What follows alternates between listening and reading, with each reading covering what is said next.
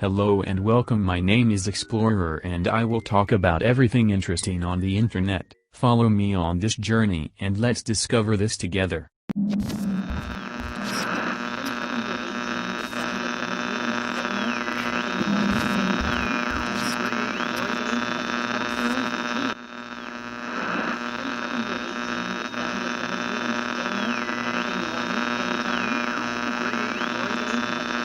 And today, we are going through 13 banned cartoon episodes. Number 13. Dudley Do-Right, Stokey the Bear. Stokey the Bear is the second episode of Season 1 of Dudley Do-Right of the Mounties. It originally aired as a segment in The Adventures of Rocky and Bullwinkle and Friends, Season 1, Episode 16. When the lumberjacks working Mount Up prepare to go to work, they are surprised to see the entire forest go up in flames. Not only that, the lumber camp and everything on Mount Up was on fire. It seems that Stokey, who used to lead the fight against forest fires, was now under the hypnotic influence of Snidely Whiplash, and was now leading the fight for forest fires. Constable Dudley Do-Right soon picks up Stokey's trail, a trail of burning forests, and follows him into Quebec, and into a firehouse. The chief assembles his men, so Do-Right can pick out Stokey, but the only thing that he notices about this 700-pound bear in a fireman's uniform is that he didn't shave this morning. When the fire bell rings, the firemen rush out, only to find that it was actually their firehouse that was on fire. While the men are fighting the fire, Do-Right spots Stokey roasting marshmallows, and pursues him onto the roof of the building. By now, the building is burning out of control, but Do-Right rushes in to rescue the bear. Having pleaded Stokey's case, Do-Right takes Stokey for a change of scenery, to Chicago. There Stokey starts a major fire, and Do-Right convinces Mrs. O'Leary to blame it on her cow. This episode was banned in the United States after its initial airing, due to a protest lodged by the U.S. Forest Service, which did not like the cartoon's parody of Smokey the Bear. Number 12. Beavis and Butt-Head, Heroes. Beavis and Butt-Head, after watching Cops, decide to go to Billy Bob's shooting skeet. Billy Bob gave them the guns illegally, the two were under 18. While shooting practicing, Butt-Head accidentally shot down a jumbo jet, with the passengers' only chance of survival out of the question. After the incident, the news reports of the airplane crash was finally found and the police are looking for the boys because they left the passengers and they didn't help them. However, drawing sketches does not match their descriptions. The police called it the sad generation of the youth. This episode was banned for scenes of Butt-Head carelessly using a firearm and gunning down an airplane, as well as taunting the trapped passengers of the Boeing. Number 11. Tiny Toons, One Beer. One Beer is a episode segment in the episode Elephant Issues, which is the third episode of the second season of Tiny Toon Adventures, and the 68th episode overall. The episode starts with Buster asks Plucky and Hamden what they'd like to drink. They notice a bottle of beer in the fridge, and Buster thinks they should drink it. Hamden says it's not like Buster to do that, but Buster tells them that today they're going to show the viewers the evils of alcohol. At the park, Buster opens the beer bottle and dares Plucky and Hamden to drink it. Since Hamden claims darers always go first, he makes Buster take the first sip. After taking the first sip, Buster immediately gets drunk. Hamden and Plucky also take sips and get drunk. In their drunk stage, they burp rhythmically and dress like Larry, Daryl, and Daryl, respectively. At Acme University, they see Babs, Shirley, and Fifi. They are aware they have been drinking and are driven away by their bad breaths and drunkenness. Still drunk, Buster, Plucky and Hamden go to a donut shop and Plucky notices a police car with the key still in the ignition. They decide to steal the car and go for a joyride. They take the police car past a blue sign that says "Now leaving reality" in white letters and to the top of Death Mountain, where there is a "Danger Road out ahead" sign. They crash through the sign and drive off Death Mountain, which the car dives straight to the bottom, and land in a graveyard, where they die and their souls go to heaven. As the cartoon ends, Buster, Plucky, and Hamden take off their angel costumes and hope the kids got the message that drinking is uncool. Buster asks Plucky and Hamden, "Do we get to do a funny episode tomorrow?" And Hamden replies with, "I hope so." This is one of 2 episodes of Tiny Toons to be banned. The reason Fox Kids banned this episode is due to Buster peer pressuring Plucky and Hamden into sharing an unopened beer with him and the three driving off a cliff due to driving while intoxicated. The other two shorts do not help contribute to the ban, as the first was about Dizzy's addiction to TV and the second was about Monty's discrimination against CLIDE. Despite this, the episode was eventually included in the Volume 3, Crazy Crew Rescues DVD set and did not air in a rerun for 22 years until September 16, 2013 on the Hub Network. The other episode was Tunes from the Crypt, which, unlike this episode, never aired on Fox Kids. Number 10. Cow and Chicken, Buffalo Gals. Buffalo Gals is the 7th episode from Season 2 of Cow and Chicken. The episode was written by head writer Bill Burnett and aired initially on February 20, 1998 along with a follow-up segment Cow and Chicken Reclining, and was then banned by Cartoon Network because of its innuendos implying that the Buffalo Gals are lesbians and its typecasting of lesbians. The episode contained obvious sexual humor, well, more sexual humor than the show usually contains, that is, which includes Mom's line "Oh." The Buffalo Gals, a motorcycle riding gang that randomly breaks into people's homes and chews on their carpets, the name of one of the bikers being Munch Kelly, the Buffalo Gals singing the traditional song of the same name, Buffalo Gals, Won't You Come Out Tonight? The Buffalo Gals playing softball and talking about pitching and catching, slang terms for sex. 1. The episode aired only once, and was replaced with the episode Orthodontic Police in future airings. Used in Season 1. Number 9. Family Guy, When You Wish Upon a Weinstein. When You Wish Upon a Weinstein is the 22nd episode in Season 3 and the 50th episode overall. Peter gives Lois rainy day fund to a scam artist selling volcano insurance. On that same night Stewie breaks Meg's glasses, because he hates being watched while he sleeps, and so Lois tells Peter that he needs to recover the money to buy their daughter a new pair of glasses. Depressed by his financial woes, Peter is interested when Quagmire and Cleveland describe great financial successes attained after hiring men with Jewish-sounding names and decides that he needs a Jew to handle his money. When a Jewish man named Max Weinstein has car trouble outside the Griffin house, Peter takes it as a sign and after a foot chase, Peter pressures Max into helping him get the emergency money back. Max later recovers the money from the scammer. After accompanying Max to synagogue and inviting him over for dinner, Peter comes to the conclusion that Chris would get better grades and be more successful if he converted to Judaism. He secretly drives Chris to Las Vegas, Nevada for a quick bar mitzvah after Lois displays objection to his idea. She finds out from Brian where Chris and Peter have gone by torturing him with a dog whistle. She arrives just in time to stop the ceremony. A crowd, angry that Lois is apparently insulting their religion, chases the Griffins until they escape onto a bus which is full of nuns who are not happy about Peter's straying from Catholicism. Number 8. Batman, the Brave and the Bold, The Mask of Matches Malone. In Gotham City Park, Poison Ivy has her female minions capture Batman and bring him before her. When he refuses her offer to rule at her side, Poison Ivy orders her flower children to feed him to a hungry carnivorous plant. However, Batman warns the villainess that they'll stop her. His concealed ally, Black Orchid, removes her flower child disguise. As she fights off Ivy's minions, the others throw Batman into the plant. Using a hidden grenade, he blows it up and a furious Poison Ivy attacks him. Even with his hands tied behind his back, Batman is the superior fight. Ivy commands Giant Vines to grab Batman and gives him one last chance to join her. Black Orchid arrives and defeats the villainess, and then slips away. Batman then comments that he now knows how Commissioner Gordon feels. Catwoman breaks into a museum to steal the two-sided cloak of Nefertari, a gift from the goddess Bast. Batman arrives to stop her, noting that the cloak is reputed to give the wearer 9 lives.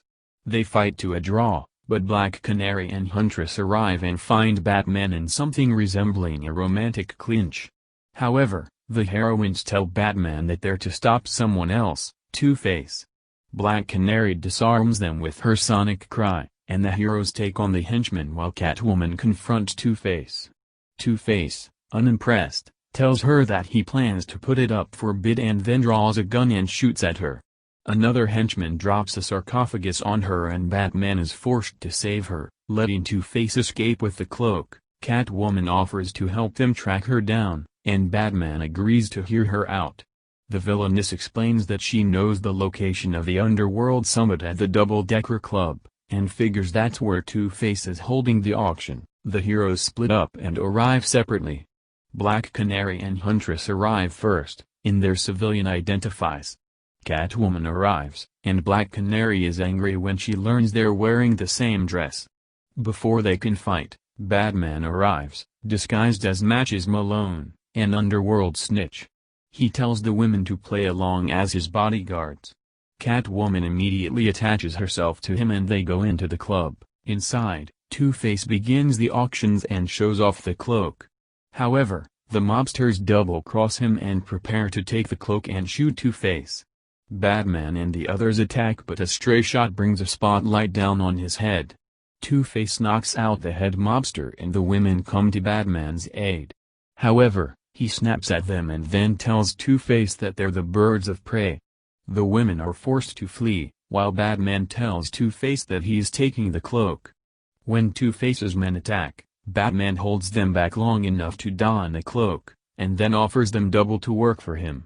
They all agree to work with Matches. Matches robs a bank and is gunned down by the police, but the cloak resurrects him. Subsequently, Matches is drowned and burned in a car crash but emerges unscathed. As he steals from other criminals, Two-Face reads of his exploits with growing fury, and wonders why Batman isn't intervening. Matches holes up at the Iceberg Lounge, unaware that Catwoman, Black Canary, and Huntress are watching him. They sneak in backstage but find themselves on stage as the curtains open, and find themselves face to face with Gotham's underworld. The women pretend to be a singing group and perform. They're a big hit with the crowd but are unable to get through to Batman. Matches orders their deaths and they attack him, but he easily subdues them. Matches lowers the tied-up heroes into a shark tank but halts it at the last minute and explains that they're merely bait for Batman. When they wonder what happens if Batman doesn't show up, he admits he'll feed them to the sharks anyway. However, the heroines are shocked when Batman arrives and attacks Matches. When Batman draws a pair of guns and opens fire, Matches takes cover and a stray bullet hits the shark tank controls. As they're lowered down, Huntress has Catwoman grab her crossbow pistol and get it to her. Once she has it, Huntress fires a ricochet shot and slice open Black Canary's gag. She uses her canary cry to shatter the tank. Matches realizes that he's not facing the real Batman. Batman runs to the roof and Matches gives chase. He pulls off the Caped Crusader's mask and reveals Two-Face. Two-Face thanks Matches for confirming the cloak's powers, and shoots the sign above Matches. The women arrive and knock Two-Face out, and Catwoman realizes that Matches is down to his last life. Matches is resurrected and emerges from the rubble, and goes after them for ruining his plans. He knocks out Black Canary and Huntress, and corners Catwoman on the edge of the roof. She asks for a last request and kisses him, and then kicks him off the roof. He falls over 20 stories to his death, and Huntress and Black Canary demand to know what she's done. Below, Matches comes back to life, and Batman removes his disguise. He then explains that when Matches' last life died, Matches disappeared for good. Catwoman slips away, taking the cloak with her, and Batman calls it even for now. The original version had Huntress, holding up her index finger and waving it while talking about Aquaman's fish.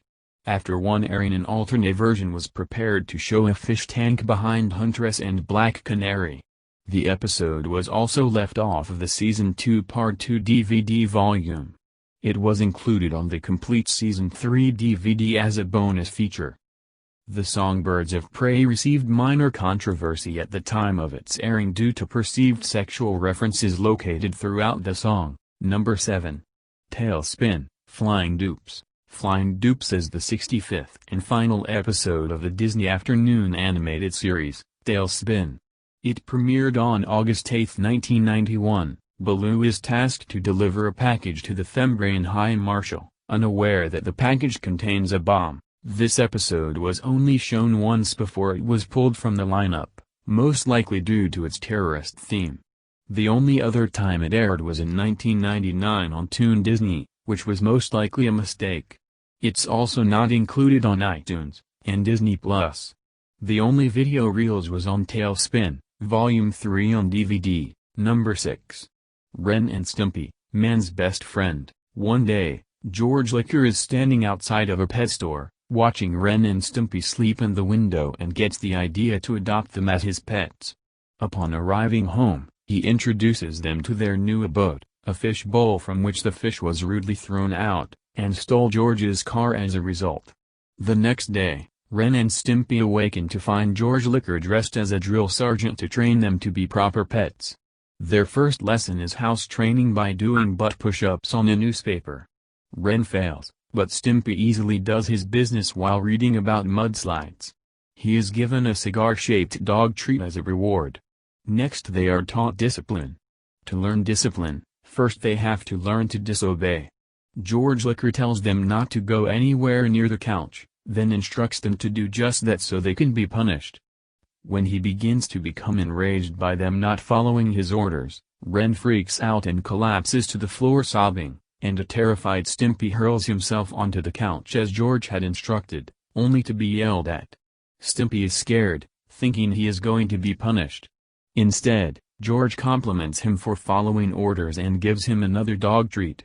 Then George asks Ren to ask him for punishment. But George insists that Ren is too soft for punishment and instead gives him $20 and tells him to take the car and see a movie as well. Ren points out that the fish already took the car and it looks like George is going to be enraged. Instead, he gives Ren another $20 for being a smart mouth. Lastly, he teaches them go to protect their master. But before they learn to defend, they have to learn to attack.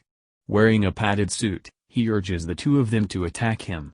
Stimpy refuses because George is his kind and beloved master, but Ren, who is sick of George Licker and their treatment, picks up an oar and maniacally begins beating him up with it, much to Stimpy's horror.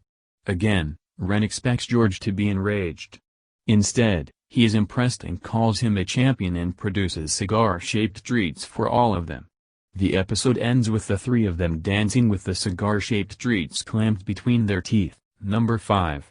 Arthur, Room to Ride. Room to Ride is the first half of the second episode in the 12th season of Arthur. Sometimes, a plotline or celebrity cameo can make sense at the time, but events in the real world conspire to make it an awkward problem for networks to solve. When the children's cartoon Arthur decided to tackle the issue of cycling on city streets, Binky turns to a reliable expert for inspiration, Tour de France champion Lance Armstrong.